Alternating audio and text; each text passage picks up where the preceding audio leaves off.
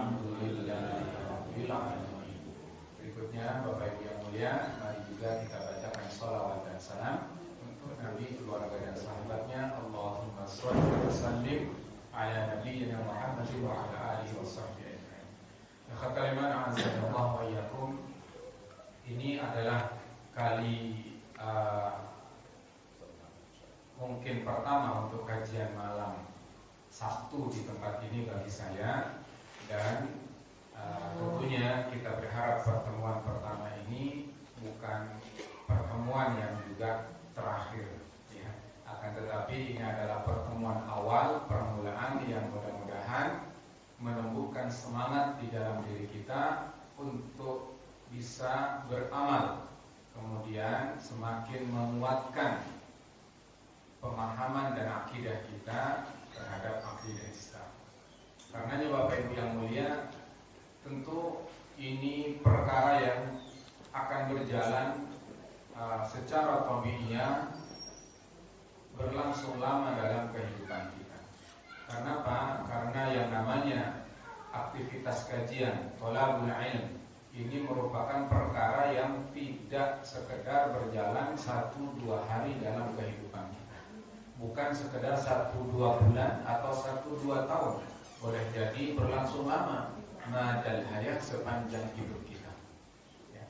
Karenanya Bapak Ibu yang mulia, di dalam menuntut ilmu ini diberikan oleh Allah Subhanahu wa Ta'ala sebuah apresiasi yang besar, ya, bagi mereka yang mau melaksanakannya, bahwa Allah Azza wa Jalla telah berjanji dalam Al-Quran, a'udzubillahi minasyaitonirrajim, yarfa'illahu alladhina amanu minkum walladhina utul ilma darajat. Dalam Quran surah Al-Mujadilah di pertengahan ayat 11 Allah sebutkan demikian. Yarfa'illahu alladhina amanu minkum, Allah akan mengangkat derajat manusia di antara kita. Siapa yang diangkat? Orang-orang yang beriman. Yang pertama adalah orang yang memiliki iman. Allah akan angkat. Allah akan angkat kehidupan kita, keadaan kita. Ini adalah janji Allah, dan kita yakin akan janji Allah. Terus siapa lagi? Walladzina utul ilma darajat, dan mereka yang memiliki ilmu, ya, diangkat oleh Allah beberapa derajat. Dan memang Bapak yang mulia, terbukti bahwasanya di dalam kehidupan sehari-hari kita, orang yang beriman dan berilmu ini dimuliakan, ya, oleh Allah Subhanahu wa Ta'ala. Dengan apa? Dengan kemuliaan yang tidak Allah berikan kepada orang yang tidak beriman dan berilmu. Kalau hanya beriman, ia mulia, ya. Kalau hanya berilmu, ia mulia. Tapi tentu kemuliaannya tidak sempurna, ya, kalau tidak digandengkan keduanya. Karena Bapak yang mulia, menuntut ilmu di dalam Islam ini hukumnya wajib, ya. Dalilnya Rasulullah bersabda, thalabul ilmi faridatun ala kulli muslim. Menuntut ilmu itu, kata baginda Nabi sallallahu alaihi wasallam, adalah fardu bagi tiap-tiap muslim, laki maupun perempuan sama. Tidak dibedakan, semua sama, fardu. Namanya fardu yang mesti dilakukan, nggak ada pilihan, ya. Apalagi kemudian fardunya terkait dengan fardu yang tidak bisa digantikan, atau dikenal dengan istilah apa? Fardu ain, ya. Fardu ain adalah fardu yang harus ditunaikan oleh setiap individu kita. Ada satu lagi fardu kifayah, fardu yang sifatnya komunal, sekelompok orang mengerjakan, gugur dosa dari diri kita. Kalau ilmu juga sama, terkait dengan hal-hal yang dapat mengantarkan kita pada pemahaman terhadap Allah Azza wa Jalla, pada cara bagaimana menyembah Allah Subhanahu wa Ta'ala. Ini adalah ilmu yang tidak bisa diwakilkan oleh orang lain, kita yang harus menuntutnya.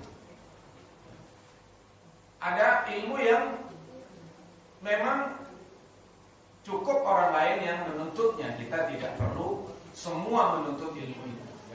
Biasanya ilmu-ilmu yang kifayah ini ilmu-ilmu yang terkait dengan kehidupan dunia kita. Ilmu yang kita perlukan di dalam kehidupan dunia dalam melaksanakan kemaslahatan hidup kita itu juga wajib kita tuntut, akan tetapi tidak harus setiap kita menuntutnya. Ya. Apa contohnya? Contoh kalau yang bersifat ilmu kifayah ini, ilmu dunia, ya apa saja yang Bapak kenali dalam kehidupan dunia yang diperlukan untuk pelaksanaan kelangsungan hidup, kemudahan hidup kita, ini ada ilmu di atasnya, ini kita perlu menuntutnya. Misalnya dalam urusan kesehatan, ya, maka kita perlu ada seorang muslim yang mahir, ya, menuntut ilmu dalam bidang kesehatan. Maka alhamdulillah sebagian kita umat Islam ada yang menuntut ilmu kedokteran sampai kemudian mereka mahir berpraktek sebagai dokter. Maka tidak terkena dosa bagi mereka yang tidak belajar ilmu tersebut. Ilmu jahit menjahit misalnya, tailor, ya. Ibu ada yang bisa menjahit, Bu? Ada. Nah, alhamdulillah. Iya. Ini alhamdulillah artinya beliau telah mengurangi kewajiban hidup kita. Ya. Iya. Bayangkan Bapak yang mulia, kalau nggak ada orang yang ahli menjahit, nggak pernah belajar menjahit, coba kebayang nggak? Kalau kita, ya, ingin membuat pakaian yang menutup aurat sesuai dengan yang ditentukan, maka kita bawa diri kita, keluarga kita, istri anak-anak kita pada tukang jahit. Tapi kalau tidak ada satupun umat Islam yang menguasai ilmu jahit menjahit, akibatnya apa? Semua adalah orang kafir, maka kita tidak bisa berbuat banyak. Pak, tolong istri saya dibikinkan gamis, dibikinkan jilbab, ya, dibikinkan khimar. Kata si penjahit, maaf Pak, saya tidak menjahit baju-baju yang sudah ketinggalan zaman, kata si penjahit. Baju-baju yang ada di zaman Onta, hari ini sudah zaman Toyota. Nggak mau jahit loh, bahkan saya bayar. Enggak, yang ada gimana modelnya? Ini ada, kalau mau pakaian tank top saya jahitin, Pak. Akibatnya apa? Masya Allah, tidak ada umat Islam yang mampu berbusana sesuai dengan tuntutan syariat. Gara-gara apa? Nggak ada yang menguasai ilmu jahit, betul nggak Pak? Simpelnya begitu. Asbab ada umat Islam yang paham tentang ilmu kesehatan, maka ketika ada ketentuan bagi mereka yang ingin menunaikan ibadah haji atau umrah harus disuntik yang namanya meningitis, ya, maka karena ada yang tahu umat Islam, ada yang ungkap ternyata vaksin meningitis dulunya itu tidak halal, ya, dibuat dari serum babi dan seterusnya. Karena ada yang ngerti umat Islam, akhirnya dibongkar. Baru mereka perusahaan mencari apa sumber-sumber yang halal. Ya. Setelah pada teriak umat Islam pada sadar, ternyata ada yang pintar juga kedokteran, baru nyari apa obat yang halal. Ini asbab adanya saudara kita yang sudah menuntut ilmu kedokteran. Kalau nggak ada semua orang tahu tentang ilmu kedokteran, selamanya mungkin kita akan terpapar, ya, obat-obatan yang tidak halal. Makanya ini ilmu, ya, ilmu yang sifatnya kifayah. Ada sebagian orang menuntutnya, kita tidak diwajibkan lagi atau gugur dosa menuntutnya dari kita. Pak, ditanya, kok enggak belajar ilmu dokter? Alhamdulillah ada Pak Dokter Anu, ya, yang muslim taat, alhamdulillah, nggak dosa. Pak, Ibu nggak belajar ilmu jahit, ada Ibu Fulana yang sudah bisa menjahit dan seterusnya, alhamdulillah. Jadi nggak perlu menuntut semuanya.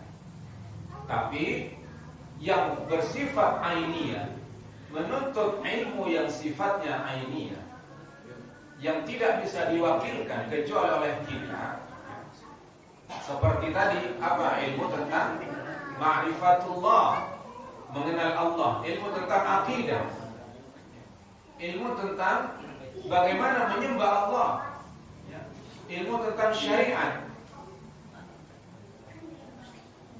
ilmu tentang bagaimana salat, zakat, puasa, berhaji.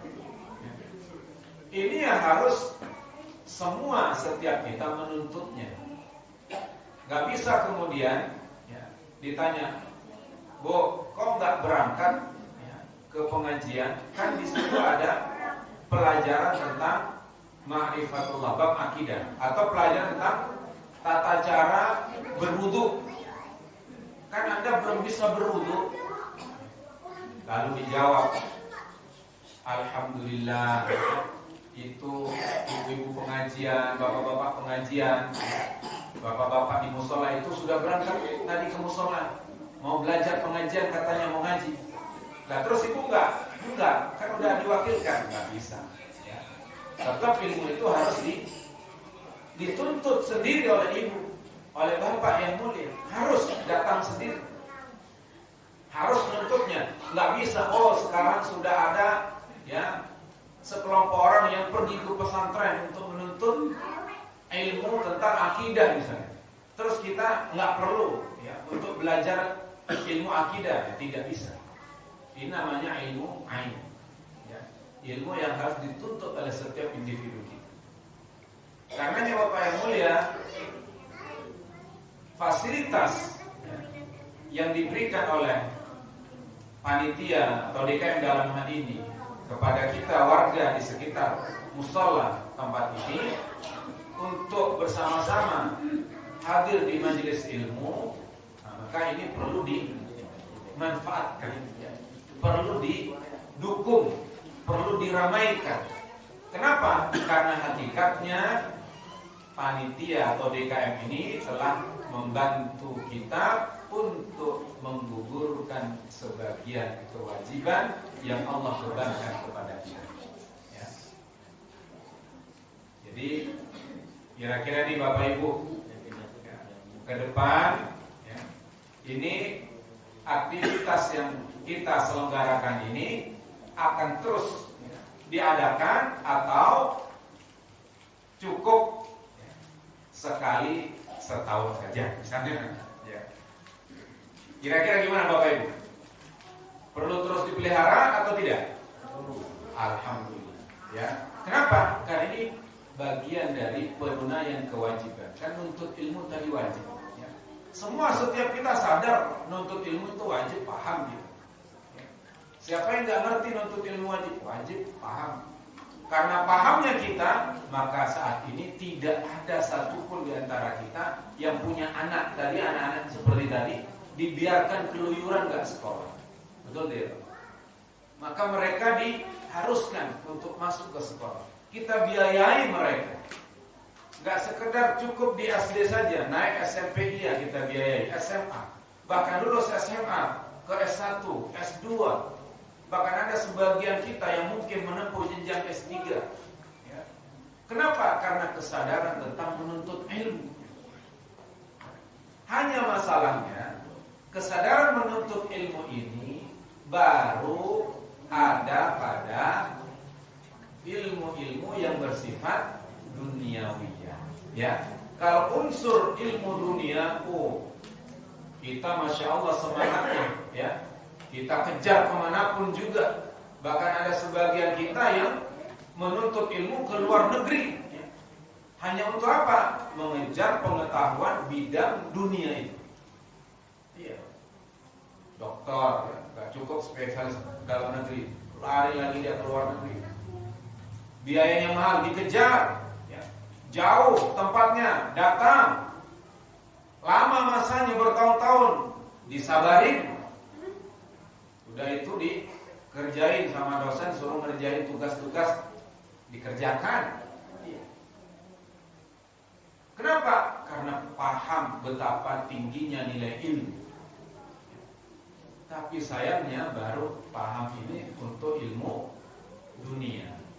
Tapi untuk ilmu akhirat, sepertinya kita gak seperti kepahaman terhadap ilmu dunia. Untuk ilmu akhirat kita cukup bangga, cukup senang kalau anak-anak kita sudah lulus Iqra jilid 6. Ya. Alhamdulillah, udah bisa ngaji, senang kita. Terus bagaimana? Ya sudah, udah ngaji selesai. Ya. Nggak ada lagi masuk ke jenjang berikutnya, ilmu diniyah yang dia tuntut berikutnya. Ya. Nggak perlu lagi sepertinya untuk dicari. Cukup sudah bisa ngaji, itu udah modal. Udah bisa ngaji, bisa sholat, selesai seperti ini. Ya. Sepertinya Islam itu sampai di situ saja ilmunya, nggak perlu lagi nambah gitu.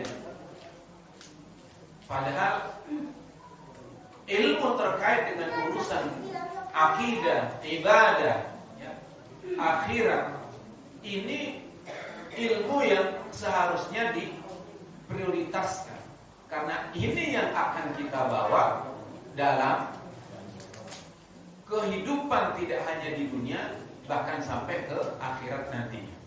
Iya. Kalau di akhirat nanti pertanyaannya nggak ada seputar urusan ilmu dunia.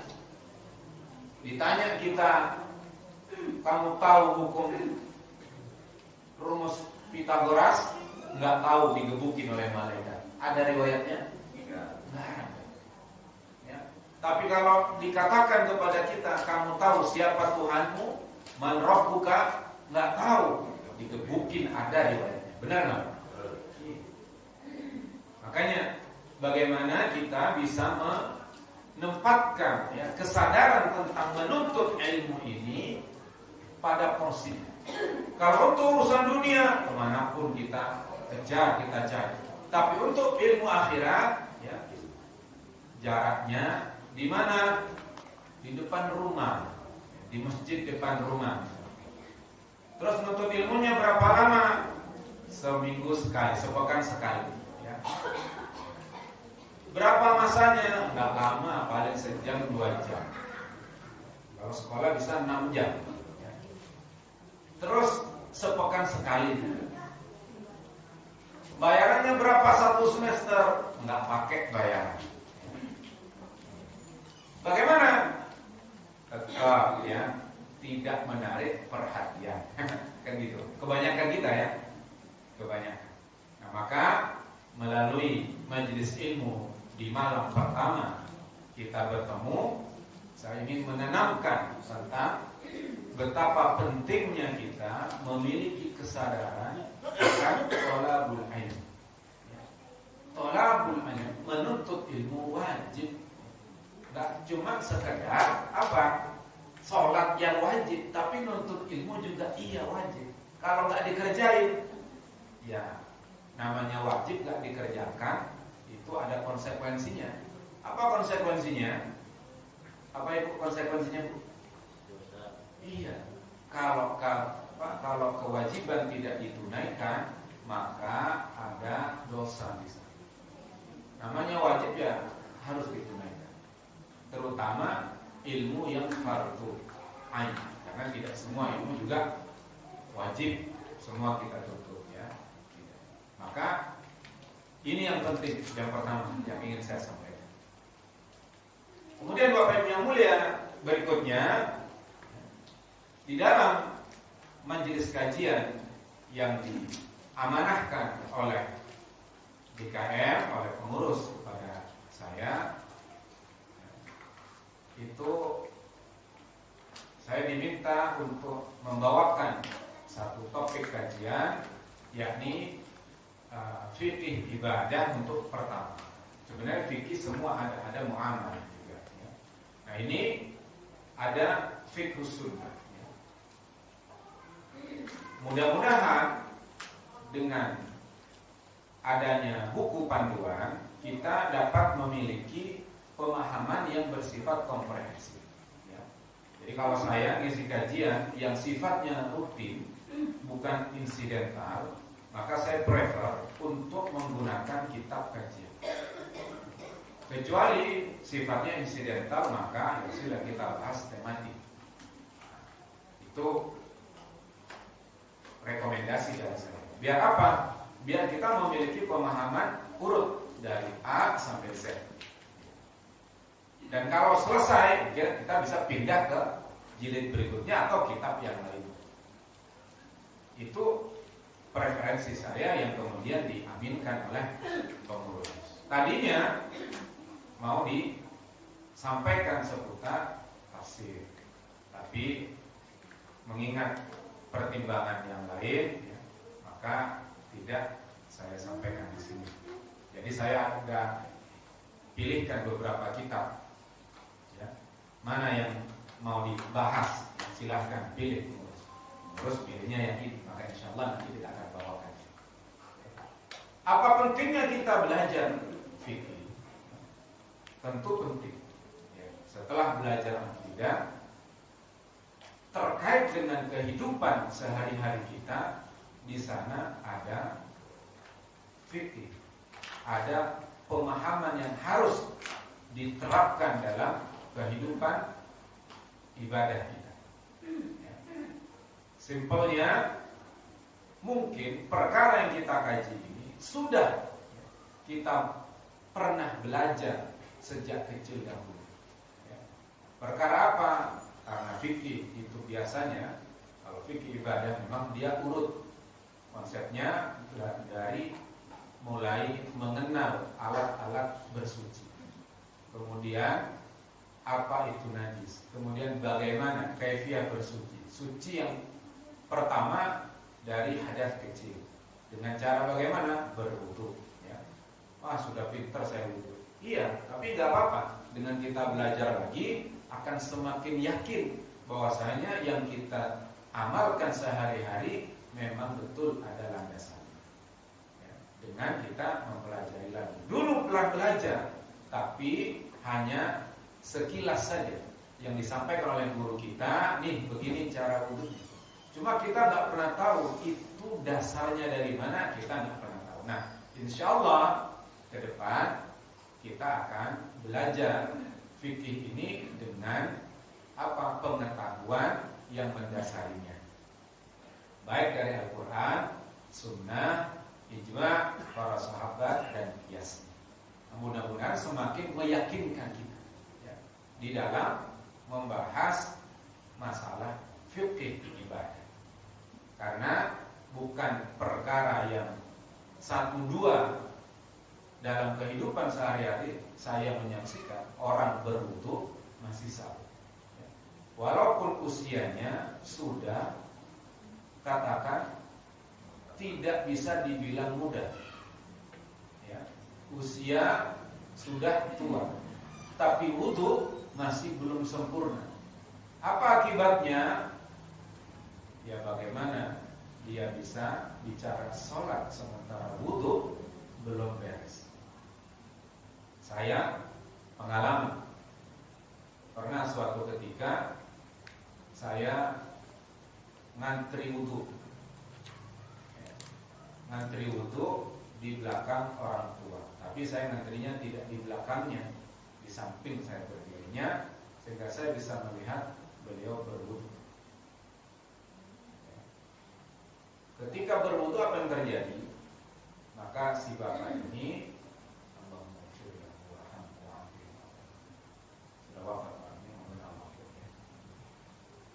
berwudu biasa. Wudu apa yang dibasuh pertama? Ya, fardu wudu ada berapa? Rukun wudu. Arkanul wudu sitttatun. Rukun wudu ada 6, ya.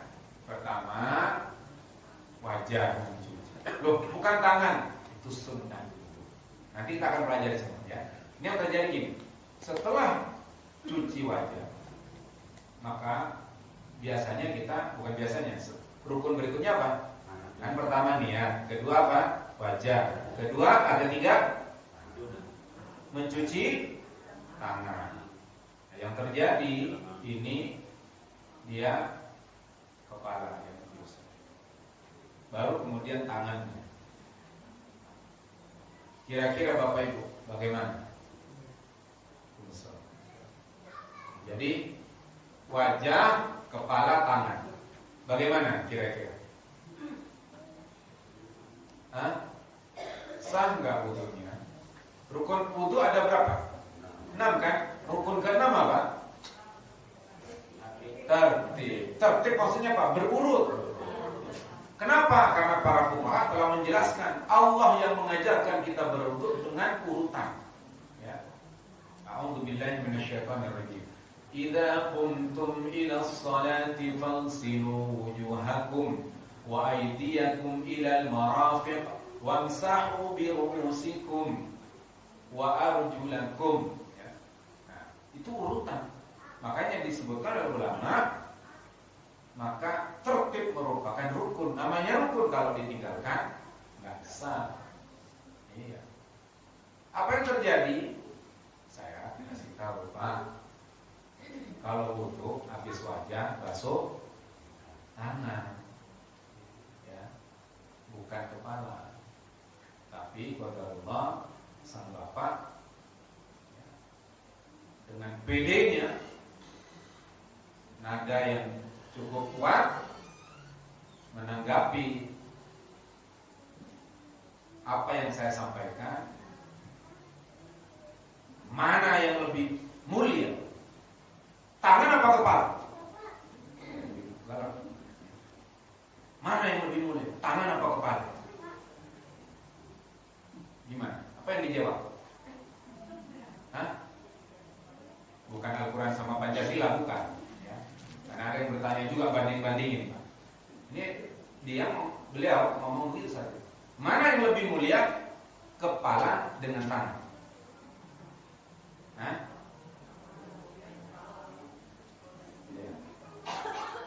Ini Pak, ini kejadian nyata, bukan orang yang ngalami saya.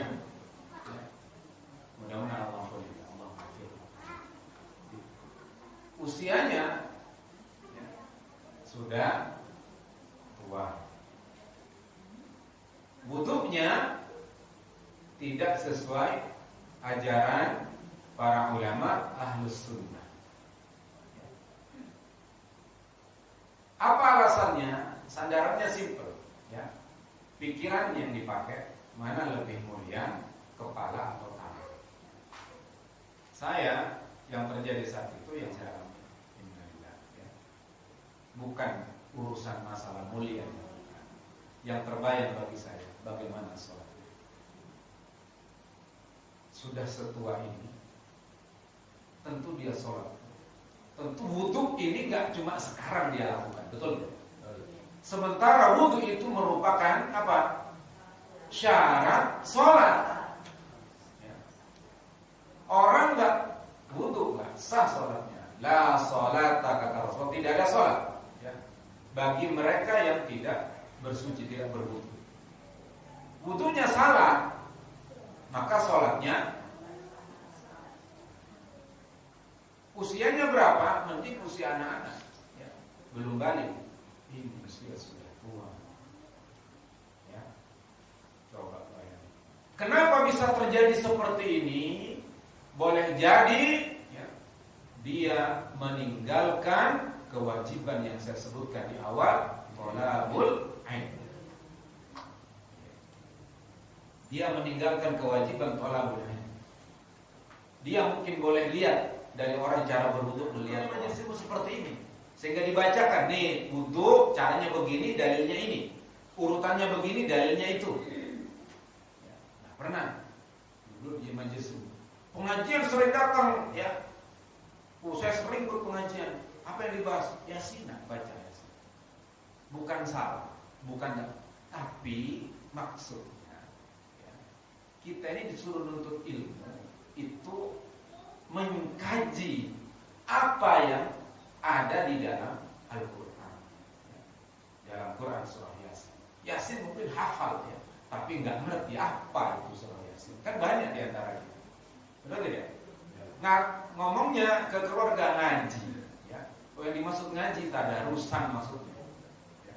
Salah enggak, tapi tidak kemudian cukup sampai di sana. Harus kita mengkaji isinya. Itu ya, harusnya gitu. Maka Bapak Ibu yang mulia, atas kejadian ini ya, mudah-mudahan dengan kita mempelajari ya, fikih ibadah dari awal, kita bisa mengetahui dalil-dalil yang ada di dalam amalan kita, sehingga kita bisa tambah yakin, tambah mantap di dalam melaksanakannya. Ya. Ini mungkin ada sebagian orang yang merasa nggak perlu belajar fikih, nggak perlu fikih dibahas di masjid atau musola. Apa sebab? Alasannya fikih itu banyak mazhab. Takut terjadi apa? Perbedaan. Ya. Dan kemudian ujung-ujungnya muncul perpecahan. Nah, maka Bapak yang mulia perhatikan. Inilah sebuah kekeliruan. Kalaulah ilmu fikih menyebabkan perpecahan, maka ilmu ini tidak boleh kita pelajari. Padahal ilmu ini ya, di dalam Islam wajib ain setiap kita mempelajari. Maka orang yang mengatakan tidak perlu belajar fikih masjid musola, maka dia harus ralat ucapannya, karena dia ya, telah menuduh ya, ilmu fikih penyebab perpecahan. Ini tidak. Ya. Tidak. Adapun perbedaan di dalam mazhab itu sesuatu yang memberikan kepada kita kelapangan di dalam pengetahuan. Kalau kita nggak pernah belajar fikih, maka lihat orang berbeda dengan kita, langsung kita akan tuduh dia bid'ah atau sesat dan seterusnya. Mentang-mentang apa? Beda caranya dengan cara ibadah kita. Tapi bagi mereka yang mempelajari fikih, dia akan luas pemahamannya, luas pengetahuannya, melihat orang berbeda cara ibadahnya, tidak langsung memvonis mereka sesat atau bid'ah. Ya, gitu. Jadi dengan luasnya pemahaman kita, oh tahu enggak itu ada dalilnya. Ya, misalnya urusan kunut enggak kunut, ya, urusan perkara-perkara yang ada dalam kehidupan itu selama ada dalil silahkan dikerjakan.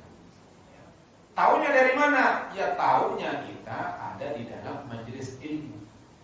Kalau nggak pernah duduk di majelis ilmu, ya sempit pengetahuan kita, sehingga setiap orang yang berbeda sepertinya dia adalah pelaku kesesatan atau kebid'ahan. Gitu.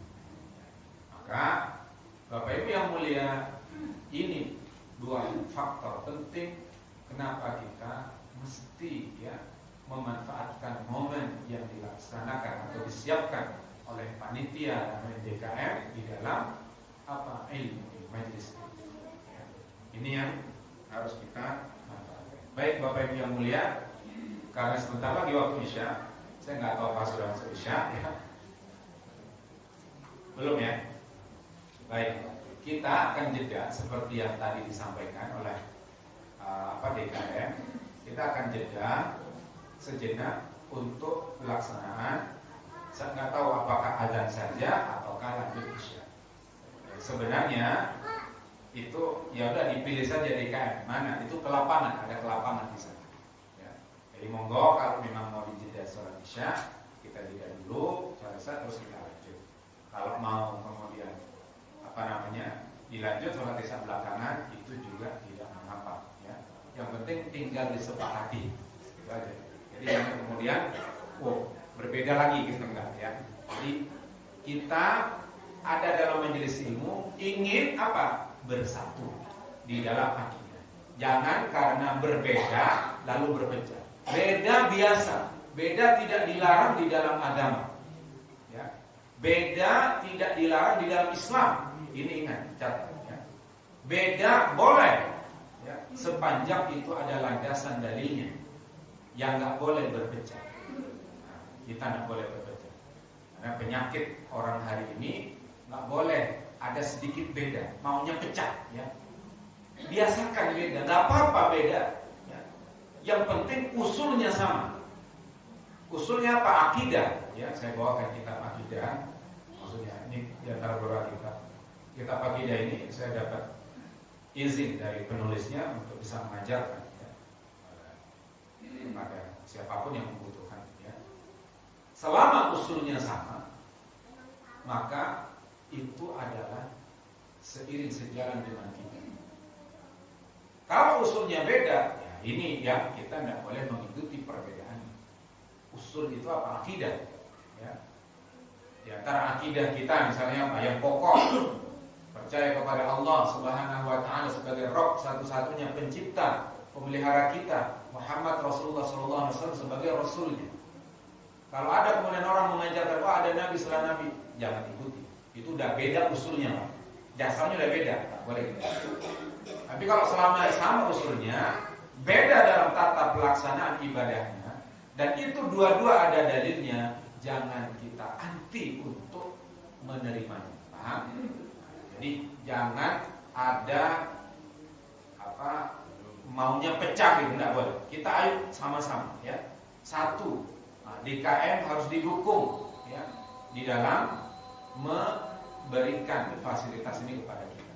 Ini sudah ada. Jeda sejenak, mudah-mudahan Allah berikan kekuatan kita untuk bisa melanjutkan kajian. Wassalamualaikum warahmatullahi wabarakatuh. Assalamualaikum warahmatullahi wabarakatuh.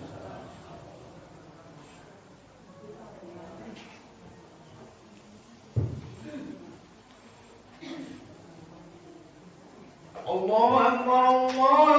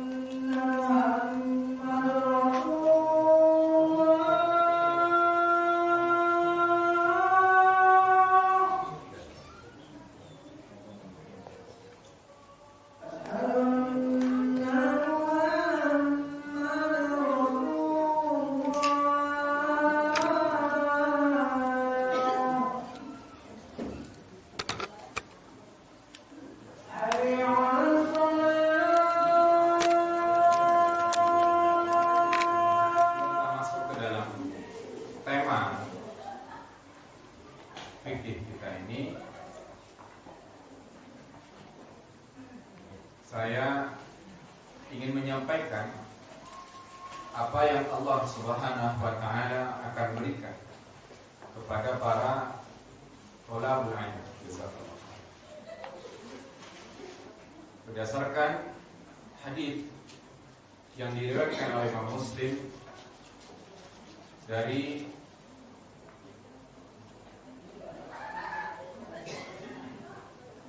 Abu Hurairah radhiyallahu anhu.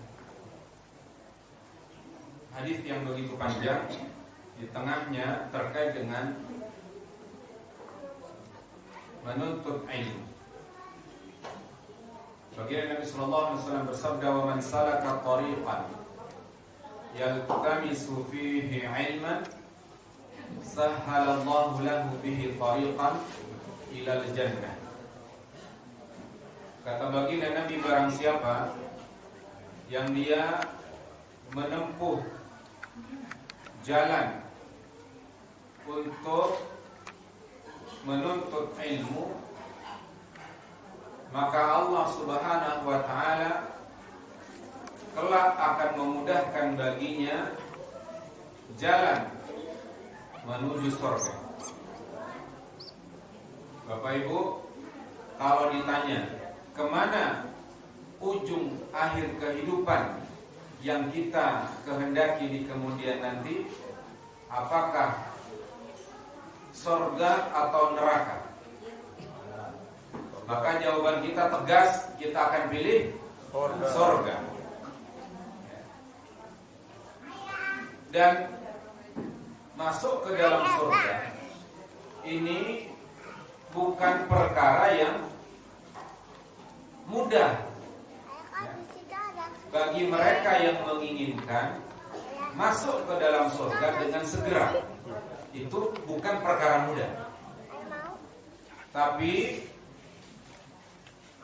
mudah kalau hanya sekedar masuk surga saja. Ya, mudah. Paham Bapak Ibu? Jadi kalau targetnya hanya masuk surga, kapan waktunya nggak tahu, yang penting masuk surga, itu mudah. Alhamdulillah dimudahkan oleh Allah. Caranya gampang, tinggal imani kalimat tauhid la ilaha illallah Muhammadur Rasulullah. Ini dia. Tinggal mempersaksikan bahwasanya tidak ada ilah kecuali Allah, Muhammad Rasulullah, maka Anda akan Allah masukkan ke dalam surga berdasarkan dalil-dalil yang sudah ada. Karena kunci surga ya ini, Bapak Ibu. Tapi kalau kita ingin masuk surga dengan segera, maka tidak cukup hanya bermodal syahadat saja. Ya. Kalau sekedar masuk surga, nggak peduli kapan waktunya, itu syahadat cukup. Pegang itu. Jangan pernah Anda batal di dalam memegang dua kalimat syahadat ini. Insya Allah, Allah pasti masukkan ke dalam surga. Kalau Anda targetnya pengen masuk surga segera, bahkan orang-orang masih sibuk berhadapan dengan hisab, hari perhitungan nanti, Anda ingin dimudahkan oleh Allah masuk ke surga, maka tentu perlu mujahadah dan perjuangan untuk menempuh jalannya. Di antara jalan yang memudahkan kita masuk ke dalam surga adalah aktivitas yang malam ini kita lakukan bersama. Wa man salaka tariqan yaltamisu fihi 'ilman sahhalallahu lahu bihi tariqan ila jannah. Kata Nabi, barang siapa yang dia menempuh jalan untuk menuju majlis ilmu, untuk menuntut ilmu, sahhalallahu lahu bihi, maka Allah nanti akan memudahkan baginya tariqan ilal jannah, langkah menuju surga. Bagi kita yang ingin masuk surga dengan segera, kita harus berupaya. Pertanyaannya, Bapak Ibu pengen masuk surga saja atau dengan segera? Segera. Bu, pengen masuk surga saja atau segera, Bu? Segera. Nah, gimana Ibu-ibu? Mana Bu? Udah siap Bu ngajinya Bu? Kalau mau segera, ayo ngaji. Ya. Ini udah ngaji nih, saya udah di dalam masjid. Iya, nggak cukup di dalam masjid, tapi dengerin. Ya. Jangan ngomong sendiri. Ya. Kalau pengen masuk surga segera, maka jalannya adalah diantaranya menuntut ilmu. Ingat Bapak Ibu, bagaimana kehidupan menuju surga itu bukan perkara yang mudah. Allah bangkitkan kita nanti di hari kiamat setelah sekian lama kita ada dalam alam barzakh yang kita tidak tahu apakah nikmat yang Allah kita berikan di dalamnya atau justru ada pendahuluan perskot yang Allah berikan di alam barzakh kita tidak tahu. Tapi kita berharap di dalam alam barzakh nantinya pun kita telah mendapat perskot apa? Upah pendahuluan dari apa yang kita lakukan. Ya. Setelah sekian panjang kita berada di barzakh, kiamat, kehancuran dunia terjadi, maka berikutnya Allah bangkitkan kita dari barzakh. Saat kebangkitan itu ngapain Bapak Ibu? Bu, sudah pernah tahu kisah tentang kehidupan setelah kematian? Sudah pernah dengar sebelumnya? Ini ma'ruf ya, perkara yang sudah dikenal di tengah kaum muslimin, bahwa setelah kematian kita ini akan ada kehidupan lagi. Percaya tidak Bapak Ibu? Percaya. Inilah yang membedakan kita dengan orang kafir. Kalau orang kafir percaya kepada kematian, kehidupan setelah kematian mereka nggak percaya. Ya. Sebagian orang kafir yang lain percaya juga. Tapi bagi kita yakin, hakul yakin, percaya benar-benar bahwasanya nanti setelah kematian Allah akan bangkitkan. Dalam masa kebangkitan ini, apa yang terjadi? Maka manusia akan Allah bangkitkan berdasarkan amalan yang pernah dia lakukan.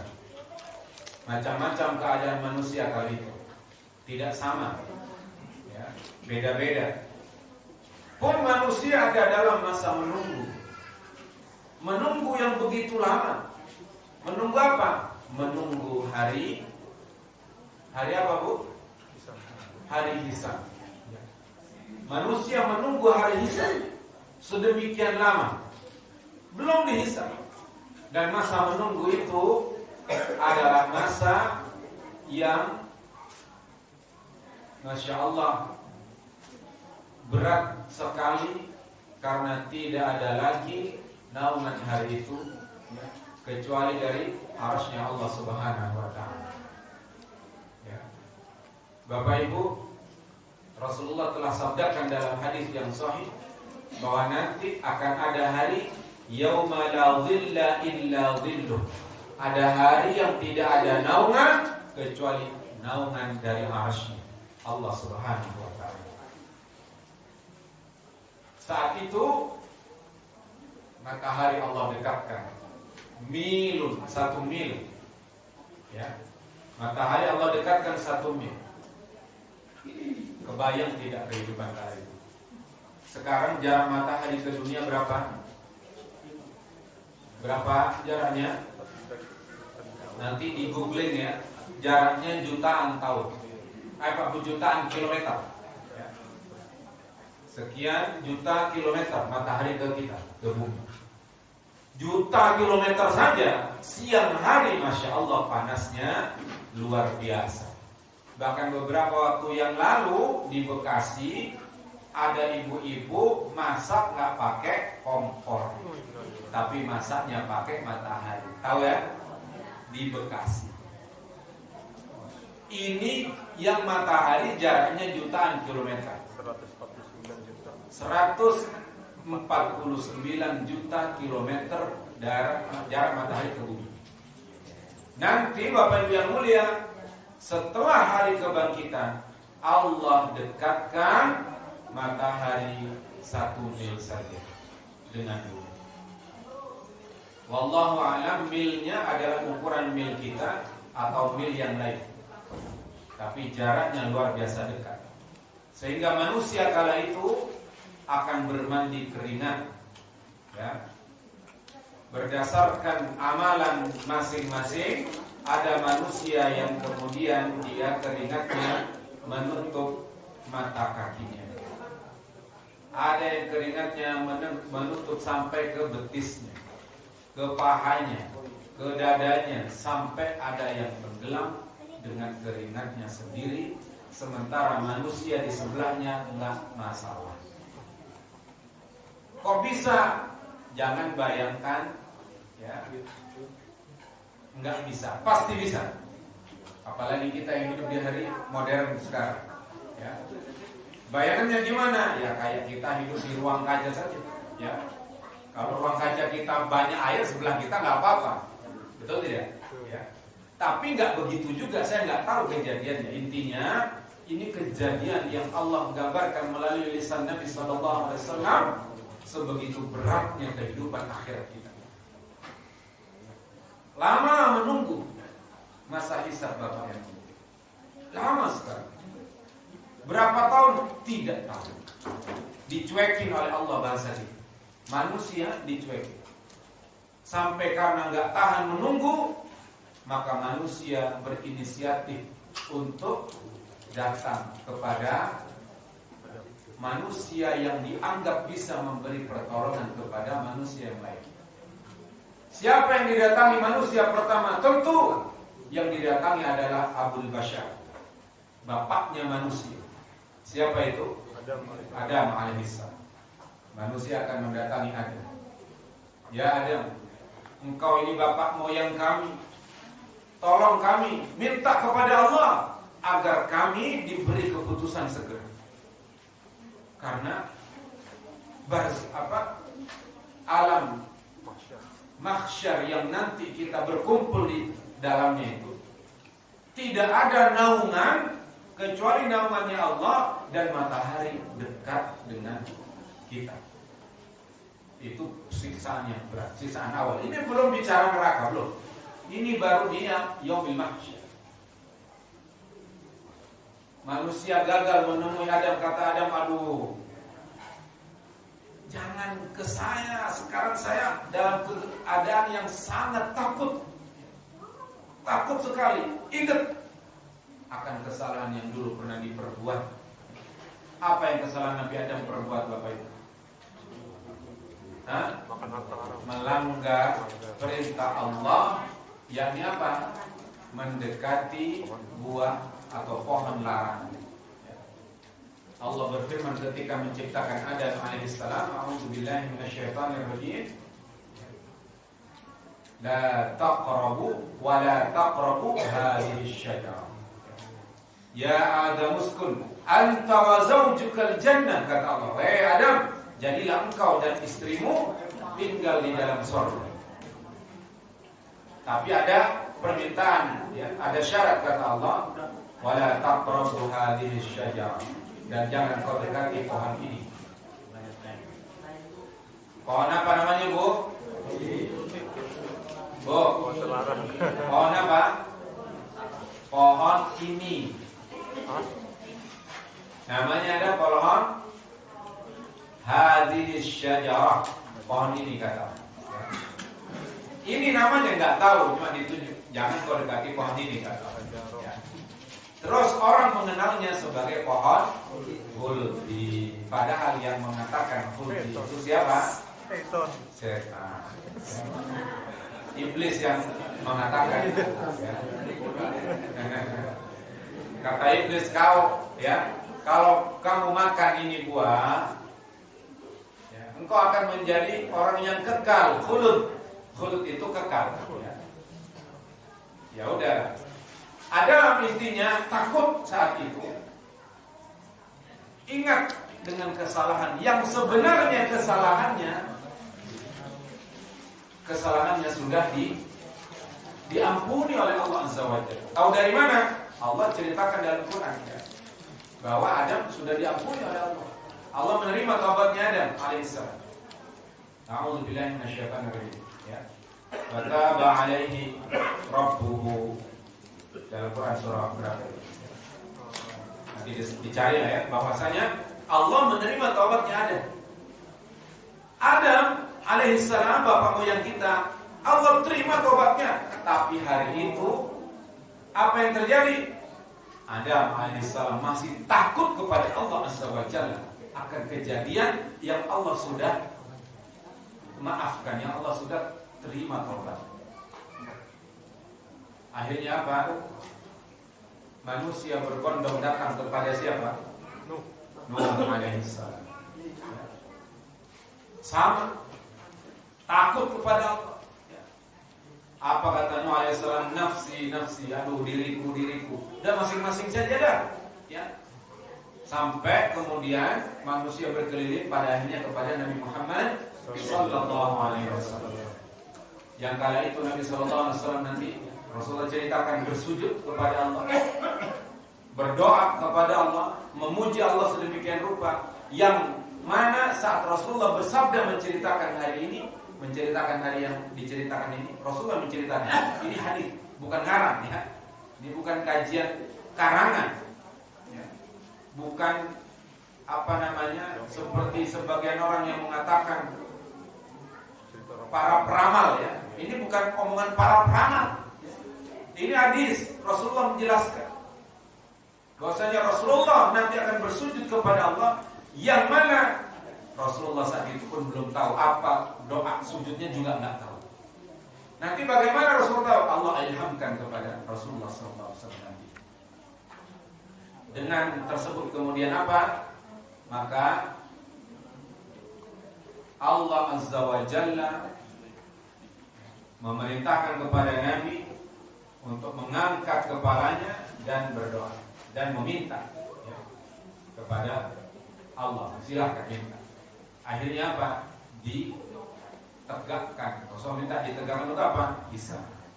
Hari hisab. Jadi dibiarkan berlama-lama di padang mahsyar, nggak dihisab. Itu penderitaan yang luar biasa. Matahari dekat, nggak ada naungan. Ya, bayangkan. Kalau sekarang matahari jauh, naungan banyak. Masuk ke musola kita AC maknyus ya. Enak, bisa tidur bahkan. Tapi saat itu nggak ada. Atau hari ini nggak masuk ke ruangan untuk bernaung dari matahari, bisa dengan pakaian, pakai pakaian yang menutup tubuh, aman. Tapi besok nggak ada pakaian. Di yaumil mahsyar tidak ada pakaian. Itu yang diceritakan. Ketika Rasulullah menceritakan begini, Ibunda Aisyah radhiyallahu anha bertanya kepada Nabi, wahai Rasulullah, kalau begitu manusia terbuka auratnya, akan saling melihat. Kata Nabi, wahai Aisyah, ya, kejadian hari itu kejadian yang begitu dahsyat. Orang udah nggak mikir perkara-perkara itu, udah nggak kepikir. Yang kepikir gimana dia selamat. Jangankan kejadian yang begitu menakutkan. Sekarang Pak, ya, gempa tiba-tiba, kita di kamar mandi, lagi mandi nggak pakai pakaian, kira-kira keluar apa enggak? Kabur, nggak peduli, adukan nggak peduli, yang penting selamat, betul nggak? Itu hari itu udah nggak ada lagi malu, nggak ada, orang udah nggak peduli, tapi dia mempedulikan nasibnya, bagaimana di hadapan Allah Azza wa Jalla. Bapak Ibu yang dirahmati Allah, kemudian tegaklah hisab. Tegaklah hisab. Dihisab satu-satu, ya. Si A dihisab. Ada yang hisabnya cepat. Ya. Si B dihisab lama. Kenapa dihisab lama? Ini orang paling kaya di kampungnya. Orang paling kaya lama hisabnya. Kenapa? Ya barangnya banyak, Pak. Makanya orang miskin itu dia mendahului orang kaya karena hisabnya ringan. Kira-kira mau jadi miskin apa kaya? Miskin. Kaya.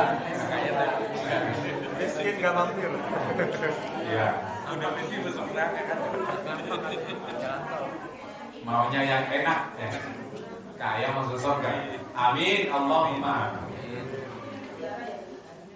Bapak Ibu yang mulia, setelah hisab tegak satu-satu, orang yang lolos dari hisab kemana Bapak Ibu? Diperintahkan kemana Bu? Bu, udah hisab. Hisab itu dihitung. Hisab itu namanya hitungan. Satu-satu dihitung. Udah beres nih, dihitung, ditimbang, ya, mizan. Beres nih hitungan timbangannya, suruh kemana kita? Disuruh menuju surga lewat sirat. Lewat sirat, lewat jalan.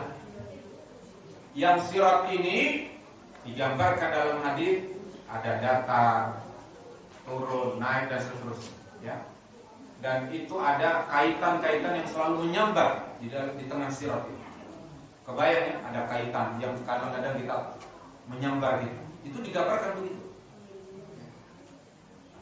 Ada yang selamat. Rasulullah berdoa, Allahumma sallim sallim, ya Allah. Ketika umatnya lewat, Rasulullah minta agar diselamatkan umatnya. Tapi ada saja umatnya yang enggak selamat. Ada umatnya yang begitu lewat kalbarqil khatib, seperti kilat yang menyebar. Bus, flash nyampe. Ada seperti karrih, ya, seperti angin, kencang juga angin. Ada yang seperti orang berlari cepat. Ada seperti orang yang berjalan. Ada seperti orang yang merangkak meniti hisab. Ada yang lebih rendah lagi, ngesot, merayap. Ada yang baru jalan pusing, jatuh, ya. Tinggal pilih mau yang mana. Bu, mau yang mana, Bu? Mau yang pusing apa gimana? Nah, ternyata Bapak Ibu yang mulia, ya, menuju surga itu bukan perkara yang mudah bagi yang ingin ke surga dengan segera. Tapi kalau yang penting saya masuk surga, ya sudah, syahadat pegang, jangan sampai syirik, ya. Neraka digodok berlama-lama nanti dimasukkan juga.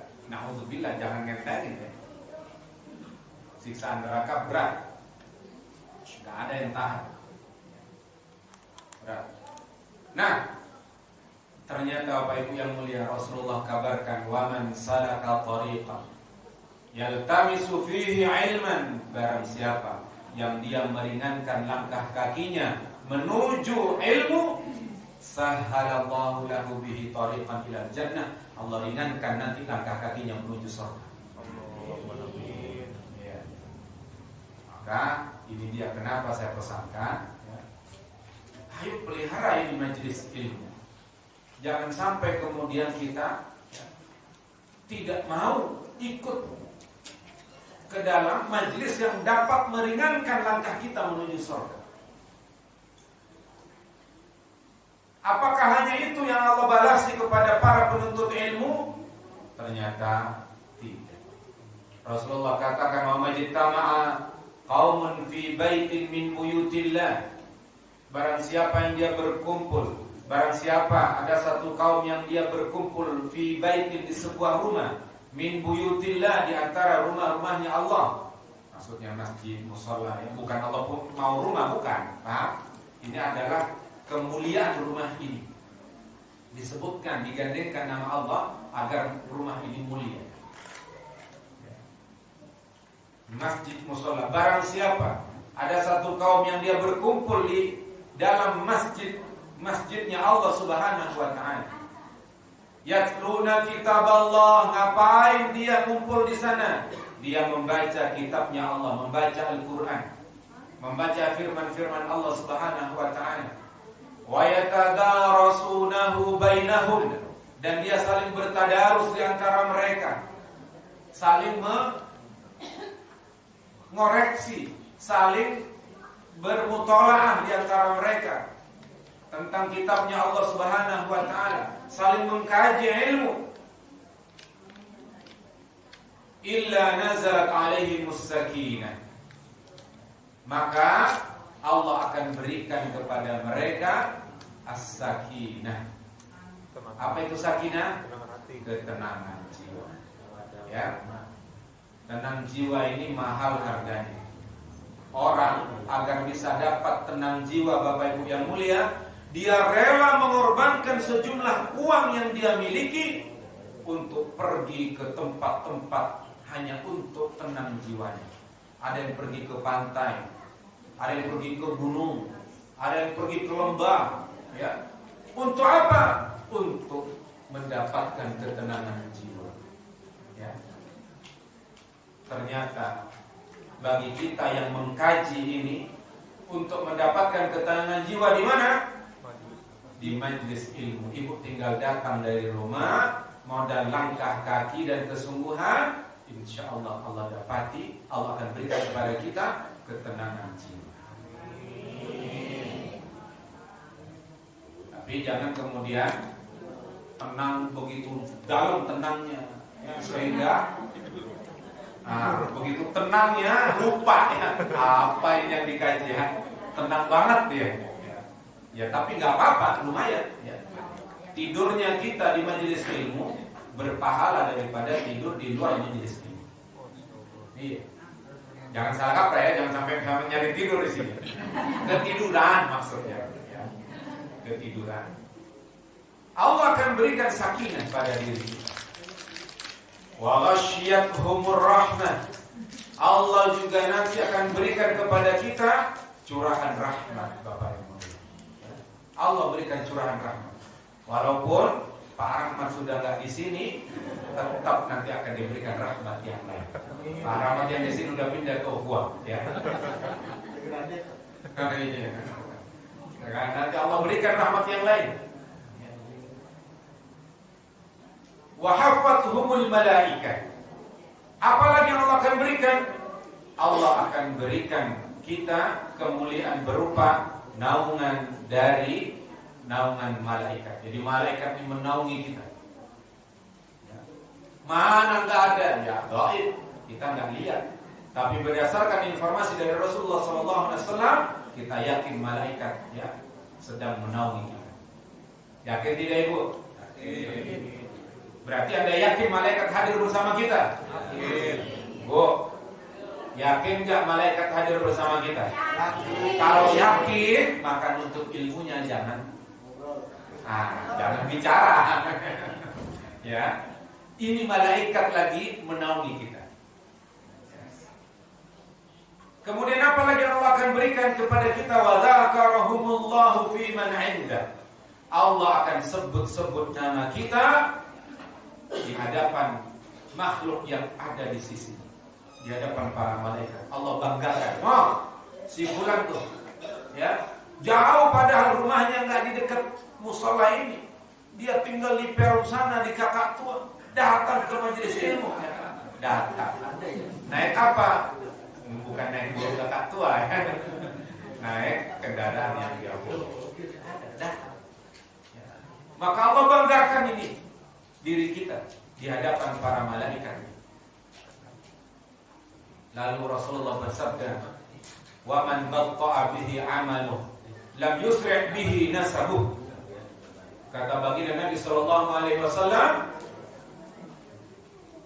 "Wa man batta'a bihi 'amaluhu."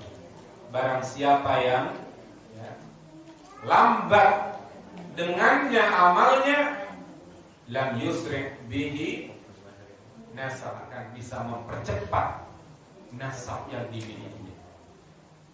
Paham Bapak Ibu? Mengerti kan Ibu? Rasulullah bersabda, barang siapa yang lambat amalannya, maka langkahnya ke surga ya, itu tidak bisa dipercepat oleh faktor nasab keturunannya. Ya. Jadi jangan mentang-mentang kita ya anak kiai, anaknya ustaz, keturunan nabi, nggak mau datang ke majelis ilmu. Nanti yang nggak mau datang majelis ilmu lambat langkahnya menuju surga. Susah, nggak bakal dipercepat dapat KTBLC gara-gara bapaknya kiai. Oh ini anaknya kiai, langsung bisa cepat jalan enggak. Ya. Apa yang bisa mempercepat? Yang mempercepat adalah amalan kita ketika kita di dunia mau melangkahkan kaki kita ke majelis ilmu. Maka Bapak Ibu yang mulia, ini besar ya majelis ini artinya buat kita. Maka sayang kalau kita lewatkan begitu saja. Maka insya Allah telah digagas oleh DKM kita setiap malam Sabtu itu bergiliran penyampai yang ada di sini hadir ya ke majelis ilmu. Setidaknya kita akan dapati apa yang Rasulullah sampaikan dalam hadis ya, yang diriwayatkan oleh Imam Muslim. Insya Allah. Catatannya ikhlas. Ya. Terus Bapak Ibu yang mulia, perhatikan bahwa nanti tolong untuk majelis ilmu ini jangan kemudian kita batasi hanya untuk bapak ibu saja. Anak-anak remaja kita ajak serta bersama kita. Bukankah kita ingin anak-anak kita juga langkah kakinya ringan menuju surga? Pengen tidak? Maka ajak mereka di sini. Ya, ajak mereka. Anak-anak yang suka bikin rame, dudukkan di depan Anda. Nih, pegang, jangan kemana-mana. Ya. Remaja-remaja terutama yang sudah mau balik nantinya, duduk di sini. Panggil mereka. Kenapa? Karena perjalanan kita nih yang sudah tua, jenggot panjang itu nggak lama lagi. Betul ya? Yang mau melanjutin ini anak-anak kita. Kalau kita nggak perhatian terhadap mereka, kita lewat masjid ini kosong. Nanti bisa dijual sama. Paham? Makanya Bapak Ibu ini penting, ya. Maka majelis ilmu terbuka kepada siapa saja. Atau kalau mau kasih mereka juga kesempatan kajian juga, ya. Anak-anak yang sudah balik terutama, ya. Anak-anak yang sudah balik hadirkan bersama kita dalam kajian ini, ya. Baik Bapak Ibu yang mulia, sementara kajian perdana kita, saya ingin memahamkan ini dulu kepada kita.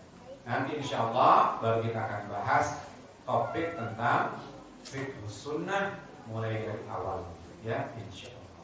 Dan Bapak Ibu, hidangan sudah tersedia di hadapan kita. DKM menyiapkan untuk kita nikmati bersama. Silahkan dinikmati, tapi jangan lupa menikmatinya dengan aturan syariat yang sudah ada. Apa itu? Pakai tangan kanan. Baca bismillah. Jangan lupa, ini contohnya ya.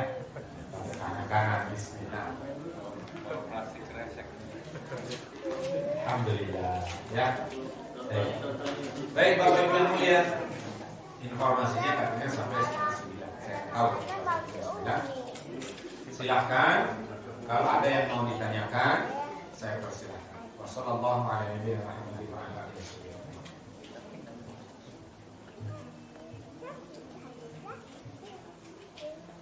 Baik Bapak Ibu sekalian, kita buka sesi tanya jawab.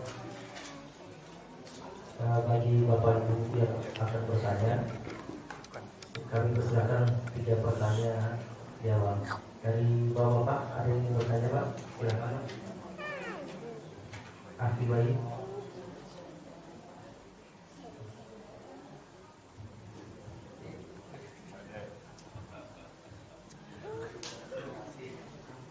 Assalamualaikum warahmatullahi wabarakatuh. Waalaikumsalam warahmatullahi wabarakatuh. Sebelumnya saya mohon maaf karena tadi terlambat. Yang penting saya datang. Jadi gini Pak, saya mau nanya masalah pentingnya ilmu. Kita tahu ilmu itu penting, tapi terkadang ada penggelinciran makna ilmu. Penggelincirannya di sini kok terkesan Yahudi jenius dan disalutkan untuk itu. Apakah benar seorang Yahudi jenius itu dengan kekejamannya kita harus salut? Seperti kita ketahui dalam sejarah mereka pun tidak pernah ada sesuatu yang baik dari mereka. Walaupun kita tahu di antara mereka tidak ada yang baik. Fokus yang saya tanyakan, mengapa dari sebagian umat Islam terkadang dengan George Soros suka salut, dengan seorang ahli nuklir atau teknologi yang maju instan salut?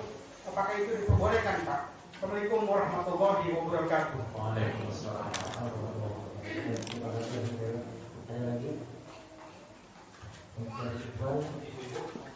Dari Ibu.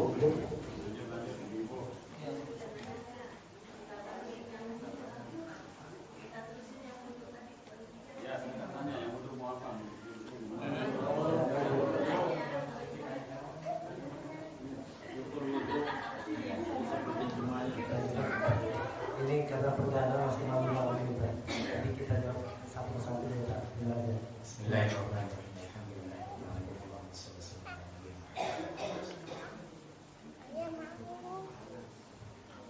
Pertanyaan terkait dengan ilmu yang dimiliki oleh seseorang atau sekelompok orang atau satu kaum. Sebut tadi adalah Yahudi. Orang Yahudi dikenal oleh masyarakat luas sebagai seorang yang memiliki tingkat kecerdasan yang tinggi. Kata siapa? Ya, kata kebanyakan orang. Padahal ya, yang namanya kecerdasan itu Allah berikan kepada setiap manusia.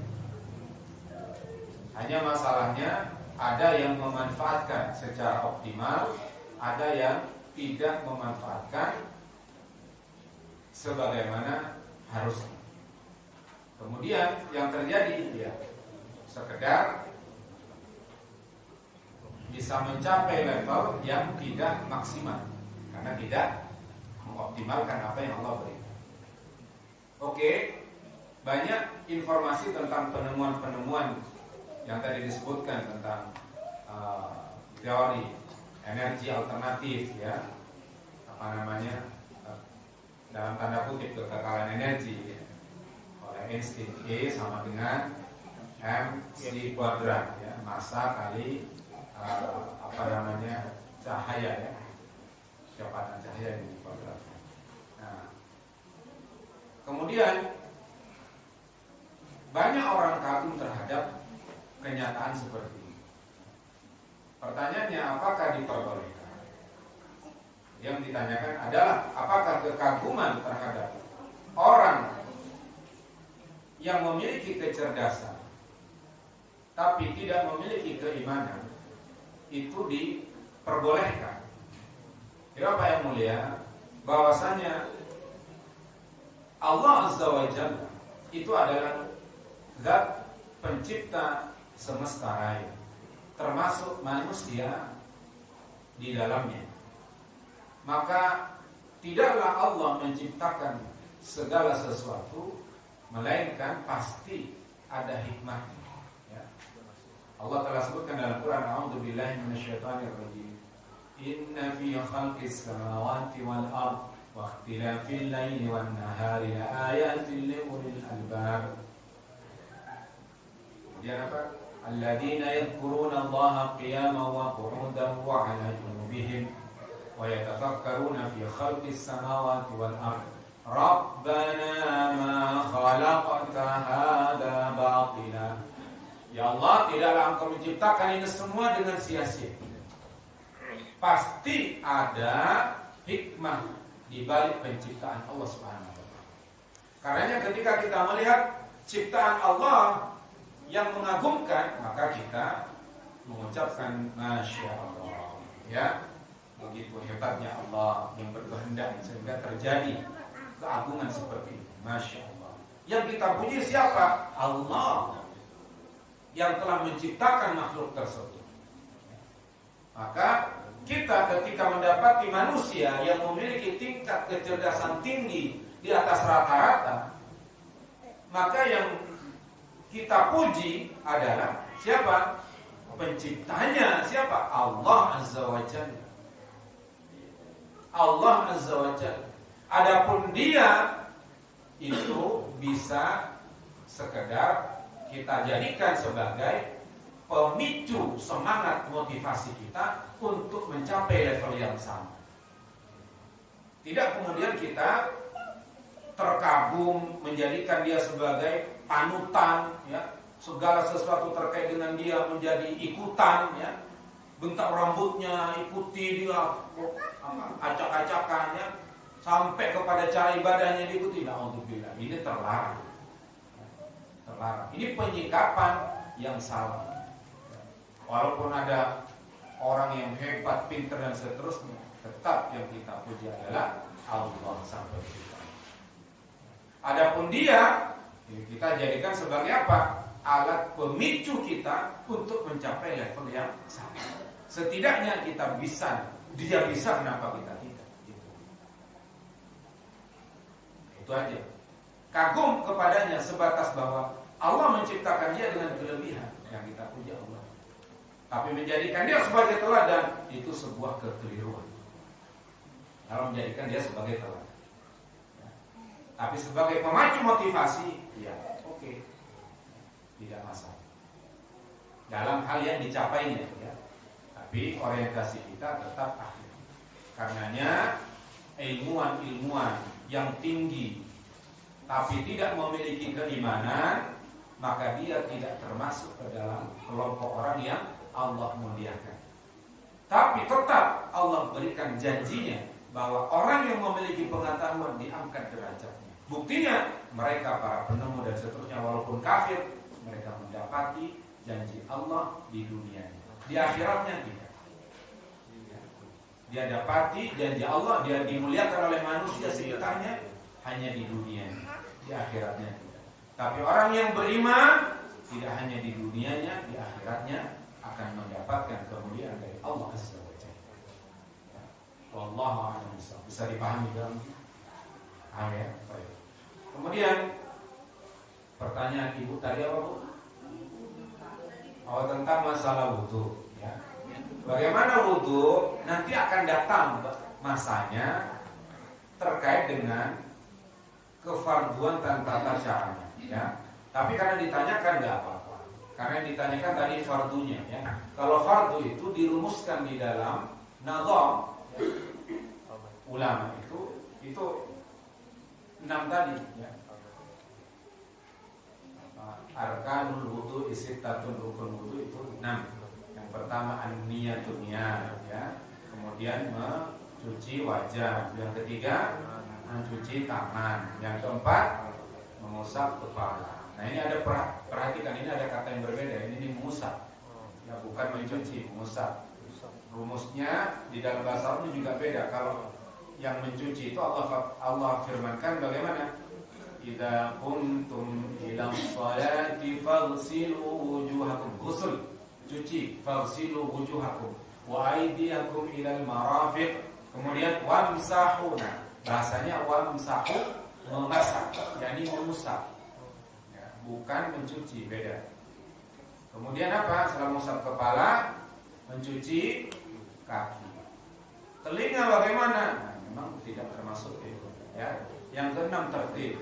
Nah, caranya bagaimana? Nanti saatnya kita pelajari, ya. Tapi yang pasti banyak saya juga dapati kekeliruan di dalam mencuci tangan terutama, ya.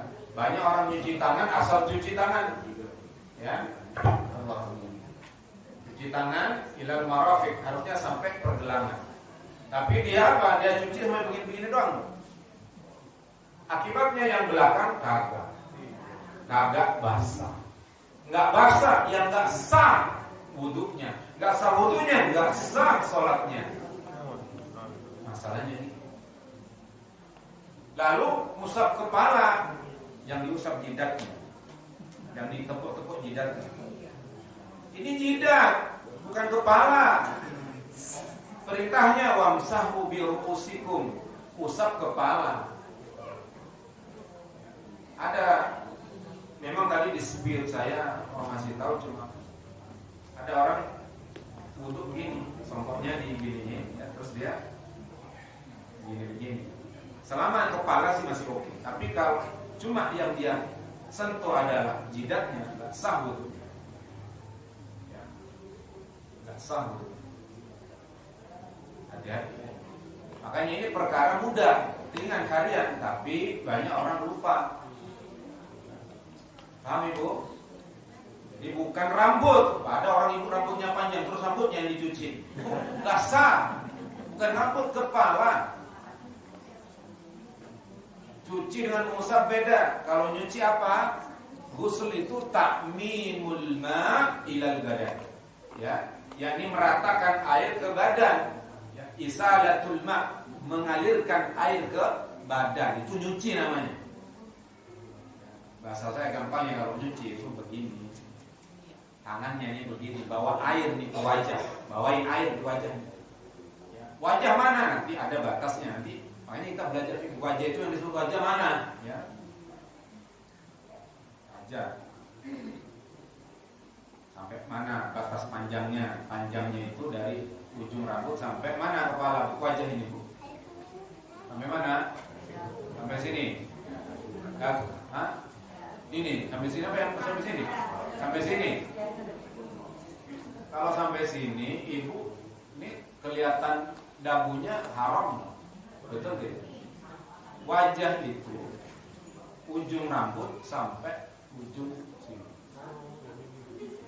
Berarti ini masuk wajah. Makanya kalau cuma di depan yang dibasuh nggak sah untuk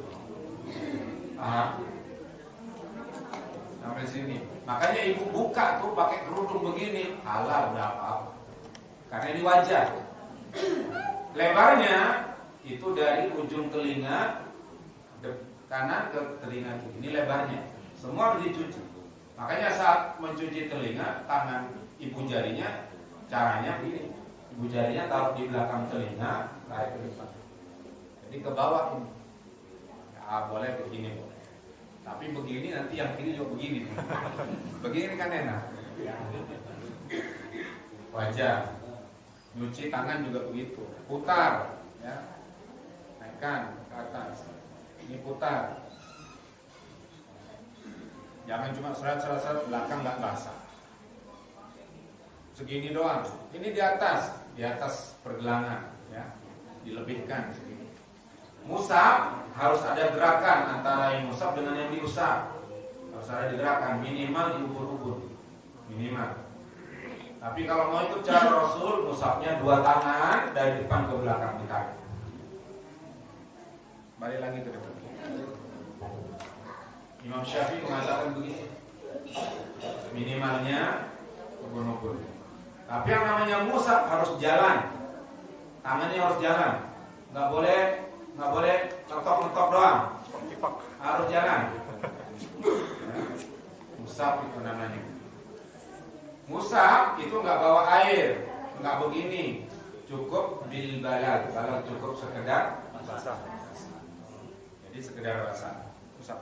Bawa air begini bukan mandi namanya. Bawa ya, begini. Langsung telinganya. Kalau mau ada video yang kemarin kita praktekkan di Ukhuwah, bisa di-share nanti Mas Bayu bisa share. Kemarin ada praktek. Nah, itu setelah kita belajar ini baru kita praktekkan. Cuci kaki juga begitu. Itu bisa dilihat videonya, insya Allah mudah-mudahan manfaat. Yang nggak begitu perbaiki seperti yang saya contohkan. Wallahu a'lam. Ada lagi pertanyaan? Paham Ibu ya yang nanya ya? Nanti minta videonya di-share. Ya, udah. Ya, Assalamualaikum warahmatullahi wabarakatuh. Waalaikumsalam. Ini kebetulan Ana ada amanat dari kawan Ana. Kebetulan orangnya jauh-jauh banget ini di Sumatera Barat. Jadi mungkin ini pertanyaannya nggak masuk dalam tema kali. Tapi karena udah lama dari mana juga khawatir takutnya lupa karena dikasih amanat. Jadi dia ada kesulitan. Pertanyaannya seperti ini. Dia kebingungan saat ini dalam memahami makna la ilaha illallah, tiada Tuhan yang berhak disembah kecuali Allah. Yang dia kurang paham makna dari berhak itu apa?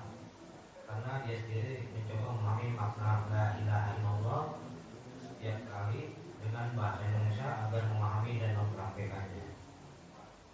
Kira-kira seperti itu Ustaz. Jadi dia agak bingung saat ini. Coba.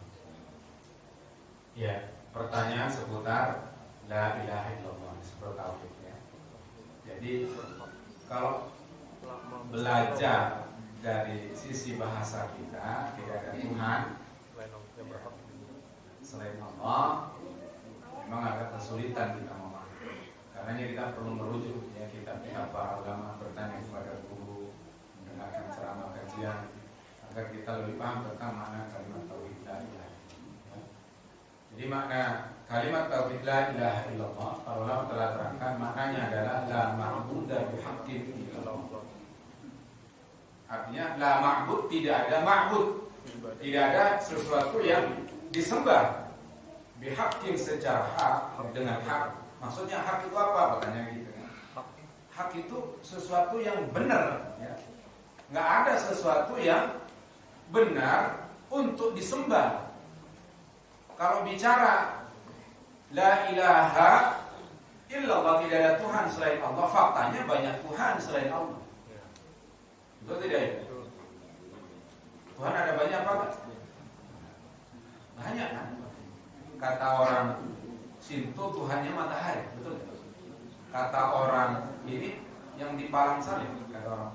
Ada kata orang ini Tuhannya batu, kata orang Tuhannya banyak Tuhan. Tapi yang berhak, yang benar, Tuhan yang benar itu nggak ada kecuali Allah. Amin ya. Jadi Tuhan itu banyak orang mempertuhankan apapun di dunia, ya. Itu banyak orang pertuhankan. Yang dia suka dia jadi Tuhan. Ya. Bahkan mereka bikin Tuhan, kemudian dia sembah. Saya ikuti ada orang Malaysia namanya, ya. Lim siapa gitu ya, Bro Lim dipanggil. Dia cerita, dia dilahirkan dari keluarga Buddha, tapi sejak kecil dia ogah nyembah berhala. Kenapa? Karena dia punya pengalaman. Waktu itu dia bersebelas bersaudara, 11 atau 12. Ibunya ada kesulitan, maka si ibunya nyembah berhala itu, minta gitu. Nggak kunjung ada pengabulan. Terus ibunya pergi ke toko patung, toko berhala, konsultasi kepada penjual patung. Mana kira-kira patung yang cocok untuk permintaan ini. Tentulah si toko, pemilik toko kasih yang paling mahal. Ini pasti nih kasih pengabulan yang bagus ini. Belilah Tuhan yang di bawah. Nah, dia dari situ, dari kecil dia nggak mau lah. Ya. Terus kejadian kedua, di depan rumahnya itu kebakar. Rumahnya dia rumah panggung dulu. Ini orang Malaysia, Cina Malaysia. Panggung. Gimana dia kalau kemudian si api itu nyambar rumahnya? Yang dia pikirkan bukan rumahnya, jelas rumahnya gampang terbakar karena terbuat dari kayu, rumah panggung. Yang dia pikirkan bagaimana dengan nasib Tuhan yang dibeli ibunya itu? Apakah itu nanti bisa lari menyelamatkan diri? Apa itu terbakar? Nah, itu benar Pak, coba buka videonya. Itu pengakuan dia. Makanya sejak kecil dia nggak mau pernah nyembah berhala. Sejak kecil. Nah, ya itulah manusia suka bikin Tuhan sendiri. Ya. Akhirnya dia Kristen 13 tahun, kemudian kenal Islam, dia pindah ke Islam. Dia menjadi dai di Malaysia, jadi terkenal. Ya, Bro Lim. Nanti buka di YouTube. Ya. Nah, ibu-ibu yang mulia, terkait dengan Tuhan yang banyak itu, semua itu tidak ada yang hak. Tuhan yang ada ini Tuhan batil. Nggak ada yang benar tuh Tuhan. Nggak ada yang benar. Yang benar siapa? Cuma satu, Allah. Illallah. Jadi mana hak apa? Benar. Artinya tidak ada Tuhan yang benar. Tidak ada sesuatu yang berhak, yang benar untuk disembah kecuali Allah. Lawannya hak batil. Berarti semua Tuhan itu batil illallah. Dan manusia semua di dunia telah melihat Tuhan. Manusia di dunia semua telah melihat Tuhannya illal muslim. Illal muslim, ya, kecuali orang-orang muslim. Hanya orang Islam yang tidak melihat Tuhan. Betul tidak? Semua agama itu sudah lihat Tuhannya di dunia. Hanya orang Islam yang nggak lihat Tuhan. Makanya nanti di akhirat mereka sama-sama dibakar, ya, di akhirat. Islam baru lihat di akhirat nanti. Ya. Makanya berjumpa dengan Allah itu adalah kebahagiaan tertinggi yang Allah berikan sebagai bonus bagi mereka yang masuk surga. Orang yang nggak pernah masuk surga nggak akan pernah melihat Allah, karena dia terhijab. Ya. Maka kalau pengen lihat Allah, masuk surga. Allah itu jamil, kata Ibnu Ghazali. Innallaha jamilun yuhibbul jamal. Allah itu indah. Allah suka, cinta pada yang indah. Makanya Bapak Ibu, kalau pengen berjumpa dengan Allah, masuklah surga. Kalau pengen segera masuk surga, bagaimana caranya? Datanglah ke majelis ilmu.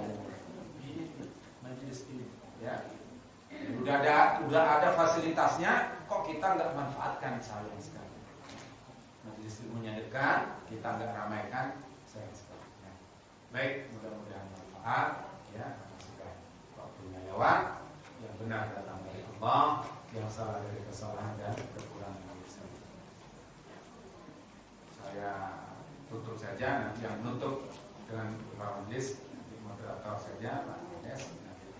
Yang tutup dari saya, minta maaf atas segala kekurangan, terima kasih atas segala perhatian. Wassalamualaikum warahmatullahi wabarakatuh.